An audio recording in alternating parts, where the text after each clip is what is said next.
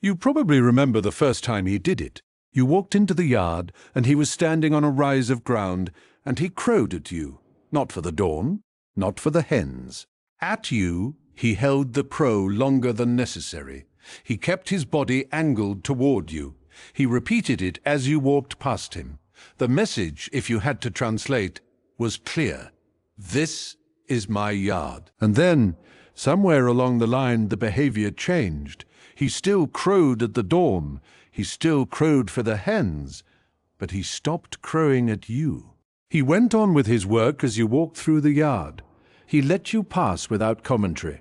You may have read that as him giving up, or as him getting older, or as him losing some part of his fight. Here is what nobody tells you. The rooster who stops crowing at you has not given up. He has done something specific. He has reorganized his understanding of you, and the new understanding has its own name in the language of his flock. It will change the way you look at every chicken in your yard. Welcome back. If you're new here, make sure you subscribe, because what you're about to learn will change the way you look at every chicken in your yard. Today we're going to walk through 7 things that explain what it means when a rooster stops crowing at a particular human. What the science says, what the change in vocalization signals, and the slow process of acceptance that has unfolded between him and you. Stay with me until the end, because the last point is the one most viewers never put together, and it changes how you understand the trust a rooster offers when he stops challenging. Number 1. The crow is, in part, a territorial display. The first thing to understand is the function of the crow. The dawn crow is partly a social announcement, partly a territorial declaration, partly a hormonal release tied to light. But the crow, at a specific intruder, at a specific moment, in a specific direction, is something different. Researchers in poultry behavior have documented that roosters direct crows at perceived threats, rivals, and unfamiliar humans, and that the directed crow is structurally distinct from the routine dawn announcement. When your rooster crowed at you in the early days, he was performing a directed crow. He was telling you, in the strongest vocal language he has, that he saw you, that this was his ground, that he expected you to know it. Pay attention to that. The early day crowing was a relationship, an antagonistic one, but a relationship. Number 2. The cessation is a status decision.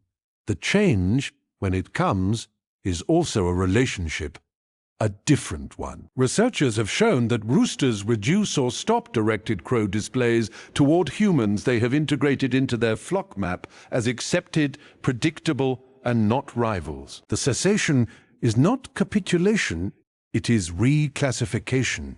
In other words, the rooster who has stopped crowing at you has decided that crowing at you is no longer the appropriate response. You are no longer in the rival category. You are in the not rival category. The University of Bristol's work on chicken social cognition treats this kind of reclassification as a marker of long-term trust formation. Number 3, he has assessed your behavior over time. This reclassification is not arbitrary. It is the result of months, sometimes years, of observation. Roosters have been documented to track the behavior of specific humans over extended periods and to update their categorizations based on what those humans actually do. The rooster who stopped crowing at you stopped because the data did not justify continuing. You did not, over time, harm his hens. You did not, over time, take more than your share. You did not, over time, behave like a rival. He noticed the scientific literature on cockerel behavior, including work in animal behavior and in behavioral processes, has documented this kind of long-term behavioral assessment. Roosters are not rigid.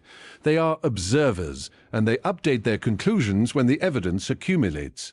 Number 4. He may now treat you as a senior figure. In some cases, the cessation goes further than reclassification to neutral. It moves into something closer to acceptance, even acknowledgement. Researchers have noted that roosters in stable flocks sometimes treat trusted humans the way they would treat a senior, non-rival flock member, making space, not initiating display. occasionally making the soft food call when the human arrives.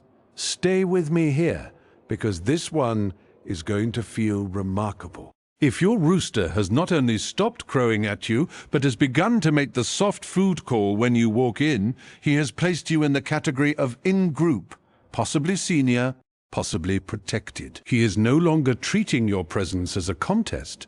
He is treating it as ordinary flock business. Number 5, he is reserving his energy for real threats. Roosters do not have unlimited capacity to crow. The directed crow is metabolically and socially expensive. It draws attention, it expends energy, it is a commitment. Researchers have shown that roosters allocate display behavior strategically and that they reduce display towards stimuli that have repeatedly proven non-threatening. When your rooster stops crowing at you, he is, in a quiet way, freeing up his attention for the threats that actually matter. The hawk overhead, the fox at the fence line, the unfamiliar dog at the gate. He is not crowing at you because he has better uses for the same vocal signal, and he has decided that you no longer require it. Number 6, the hens follow his lead. When the rooster updates his categorization of a human, the rest of the flock updates too. Researchers studying social transmission of behavior in chickens have shown that hens take cues from the rooster's response to humans, and that those cues persist across the flock for a long time after the rooster's signal has been registered. If your rooster has stopped crowing at you, the hens have noticed. They will calmer around you than they would have been when his crow was still directed. They will allow you closer than they would have allowed before. They will, in many cases, follow him into the not-rival category and treat you the same way. The cessation of his crow is, in a small but measurable sense, a cultural event in your flock. Number 7. He has made a decision about you that costs him something. This is the one most people never put together. To stop crowing at a human is, for a rooster, to make a deliberate concession. He is giving up a position he held. He is admitting, in his quiet way, that the contest is over and that the contest was not necessary. He is choosing peace in a particular small territory of his life. The Cherokee, the Greeks, and the Norse all said something about roosters, that they choose, that they decide that their crow is a kind of judgment delivered each morning. None of that folklore was invented out of nothing. It was generations of patient human observation, seeing what cognitive science has only confirmed in the last 20 years. A rooster is capable of changing his mind about a person. A rooster is capable, in his own deliberate way, of trust. I am not going to tell you that what he is offering you when he stops crowing is the same as what a person offers another person. Science simply hasn't finished asking about that. But I am going to tell you that something has been offered. You are not alone in feeling that way. Don't explain it away. The yard you look at out your window is not a passive scene. It is a place where one bird, the loudest bird, the brightest bird, the one whose voice carries the farthest, has decided to put his voice down when you arrive. He used to use it on you. He does not anymore. The change is small. The change is, in the language of his flock, a peace. You have been living next to a kind of acceptance like that for years, without knowing the full shape of it. Now you know. Tell me in the comments, has your rooster ever stopped crowing at you? And do you remember when it changed? Some of the stories this community has shared have stayed with me long after I read them. I'll see you in the next one.